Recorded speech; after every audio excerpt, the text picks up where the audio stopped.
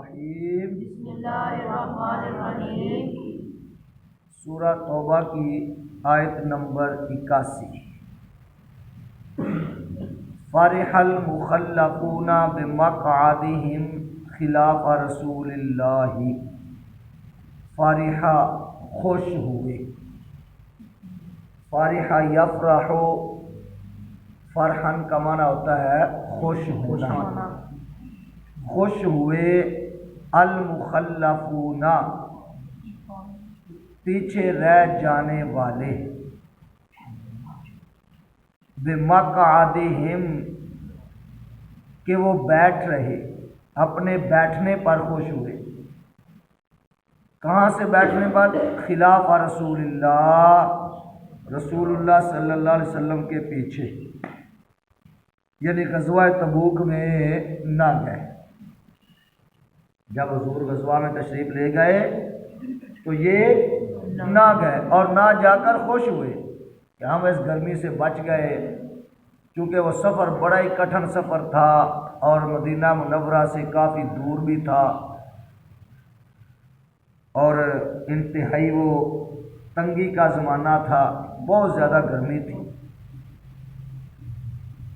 فرح المخلفون، پیچھے رہ جانے والے اس پر خوش ہوئے، بمقعدہم، کہ وہ بیٹھ رہے خلاف رسول اللہ، رسول اللہ کے پیچھے، وَكَرِهُوا، اور انہیں گوارا نہ ہوا، اور انہیں گوارا نہ ہوا، انہیں پسند نہ آیا، أَن يُجَاهِدُوا، کہ وہ لڑے، بِأَمْوَالِهِمْ وَأَنفُسِهِمْ، اور اپنی جانوں کے ساتھ، فی سبیل اللہ، اللہ کی راہ میں۔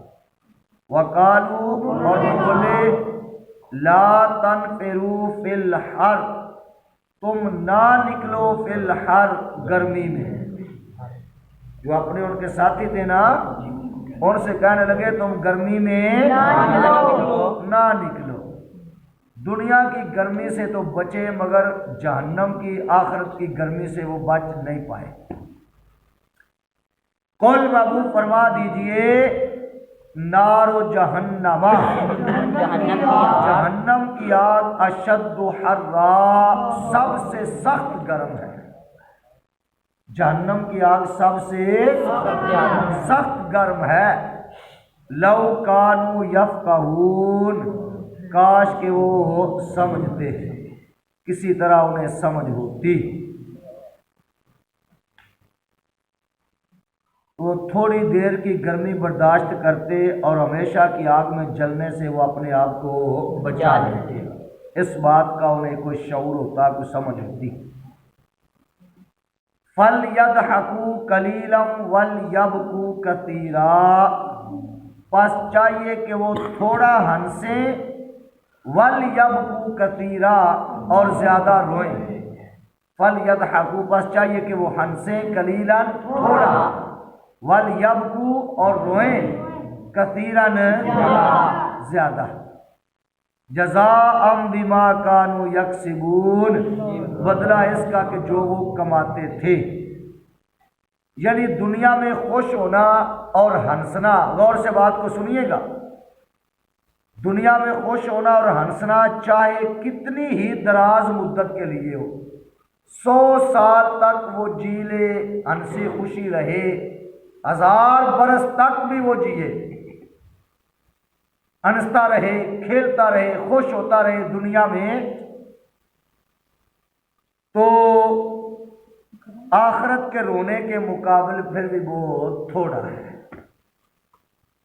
آخرت میں جو رونا پڑے گا نا، اس کے مقابلے میں وہ 1000 برس بھی جیے ہنسی خوشی، اس رونے کے مقابلے میں پھر بھی یہ تھوڑا ہے۔ اتنا وہ مشکل ترین رونا ہے وہ، اللہ تعالیٰ معاف فرمائے۔ اس لیے کہ یہ دنیا فانی ہے اور آخرت جو ہے وہ دائمی ہے اور باقی رہنے والی ہے، باقی ہے۔ فَلْيَضْحَكُوا، پس چاہیے کہ وہ ہنسیں، قَلِيلًا، تھوڑا، وَلْيَبْكُوا، اور روئیں، كَثِيرًا، جزاء بما کانوا یکسبون، بدلہ اس کا کہ جو وہ کماتے تھے، یعنی آخرت کا رونا دنیا میں ہنسنے اور خبیث عمل کرنے کا بدلہ ہے۔ نبی اکرم صلی اللہ تعالی علیہ وسلم نے فرمایا اگر تم جانتے جو میں جانتا ہوں تو تم تھوڑا ہنستے اور زیادہ روتے۔ اور یاد رکھو زیادہ ہنسنا بھی دل کو مردہ کر دیتا ہے۔ آگے دیکھیے فَإِن رَجَعَكَ اللَّهُ إِلَىٰ طَائِفَةٍ مِّنْهُمْ، فاکمانی پس ان اگر رجع کاللہ اللہ آپ کو واپس لے جائے، پھر اے محبوب اگر اللہ آپ کو واپس لے جائے الی طائفۃ ایک گروہ کی طرف منہم ان میں سے کسی گروہ کی طرف اللہ تعالیٰ آپ کو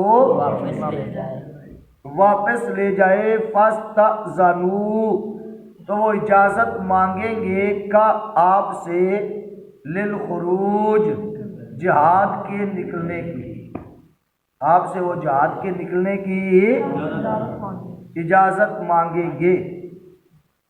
بات سمجھا گیا؟ وہ کہیں گے اب ہمیں اجازت دو، اب ہم تمہارے ساتھ جہاد کے لیے جاتے ہیں۔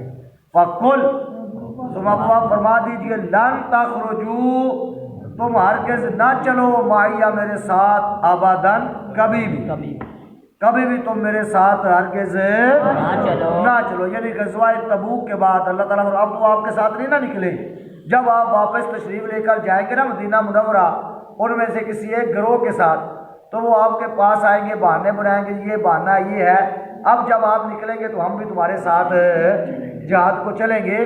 تو اللہ نے فرمایا محبوب آپ ان سے فرما دیجئے لن تخرجوا ہرگز نہ چلو معیہ میرے ساتھ ابداً کبھی بھی، ولن تقاتلوا اور ہرگز نہ لڑو معیہ میرے ساتھ عدوًا کسی دشمن سے بھی۔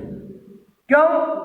انکم ردیتم بے شک تم نے پسند کیا بالقعود بیٹھ رہنے کو اول مرتين پہلی مرتبہ، فاقعدوا پس اب بیٹھے رہو مع الخالفین پیچھے رہ جانے والوں کے ساتھ، اب تم بھی یہاں بیٹھ، اب میرے ساتھ تم نہیں جا سکتے۔ اب جو پیچھے رہ کون ہے؟ وہ عورتیں ہیں، بیمار مرد ہیں، بچے ہیں اور اپاہج ہیں۔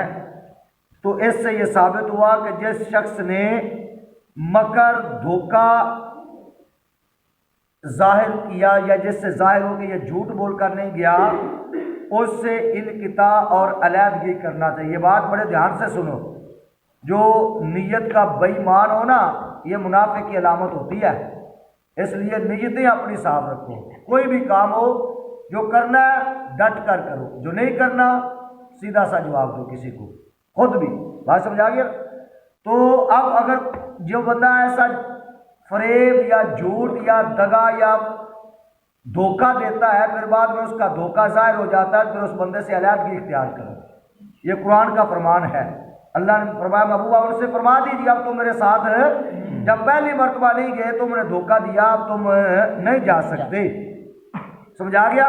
معاذ اسلام کا دعویٰ کرنے سے مصاحبت اور موافقت جائز نہیں ہوتی۔ ایک بندہ کہ جی میں بھی مسلمان ہوں اور اندر سے وہ خبیث ہو، دعویٰ کرنے سے اس کی مصاحبت اور اس کی موافقت جو ہے اس کا ساتھی بننا یہ جائز ہے۔ اس لیے اللہ تعالیٰ نے اپنے نبی صلی اللہ تعالیٰ علیہ وسلم کے ساتھ منافقین کے جہاد میں جانے کو منع فرما دیا۔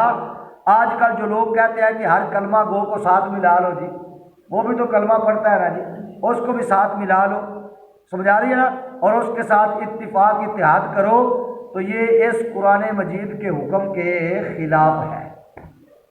ان کے ساتھ جہاد، ان کے ساتھ اتحاد اتفاق نہیں کرنا چاہیے۔ جتنا مرضی وہ مسلمان ہونے کا دعویٰ کرے، جب تک وہ مخلص نہیں ہے اللہ اور اس کے رسول اور تمام دینیات کے ساتھ، اس وقت تک ان کو اپنا ساتھی نہ بنا۔